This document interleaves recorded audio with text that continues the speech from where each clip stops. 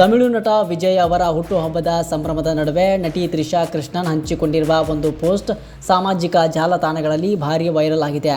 ಕಳೆದ ಕೆಲ ದಿನಗಳಿಂದ ಇಬ್ಬರ ನಡುವೆ ಮನಸ್ತಾಪ ಉಂಟಾಗಿದೆ.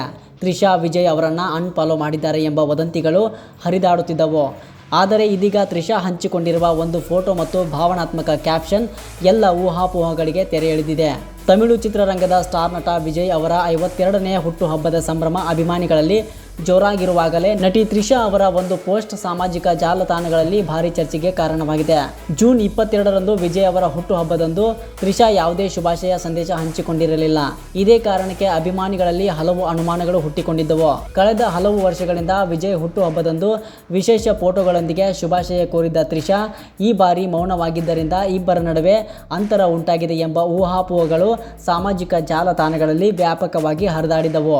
ಇದರ ಜೊತೆಗೆ ತ್ರಿಷಾ ವಿಜಯ್ ಅವರನ್ನ ಇನ್ಸ್ಟಾಗ್ರಾಂನಲ್ಲಿ ಅನ್ಫಾಲೋ ಮಾಡಿದ್ದಾರೆ ಎಂಬ ಸುದ್ದಿಯು ವೈರಲ್ ಆಗಿ ವದಂತಿಗಳಿಗೆ ಮತ್ತಷ್ಟು ಬಲ ನೀಡಿತ್ತು.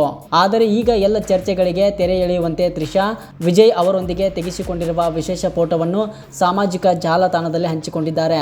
ಫೋಟೋದಲ್ಲಿ ಜನ್ಮದಿನದ ಕೇಕ್ಗಳ ಮುಂದೆ ನಗುತ್ತಿರುವ ವಿಜಯ್ ಕಾಣಿಸಿಕೊಂಡರೆ ಅವರ ಪಕ್ಕದಲ್ಲಿರುವ ತ್ರಿಷಾ ಪ್ರೀತಿಯಿಂದ ವಿಜಯ್ ಅವರತ್ತ ನೋಡುತ್ತಿರುವುದು ಅಭಿಮಾನಿಗಳ ಗಮನ ಸೆಳೆದಿದೆ. ಈ ಫೋಟೋಗೆ ತ್ರಿಷಾ ಎಲ್ಲವನ್ನು ಸಾರ್ಥಕಗೊಳಿಸುವ ವ್ಯಕ್ತಿಗೆ ಹ್ಯಾಪಿ ಬರ್ತ್ಡೇ ಎಂಬ ಭಾವನಾತ್ಮಕ ಕ್ಯಾಪ್ಷನ್ ನೀಡಿದ್ದಾರೆ.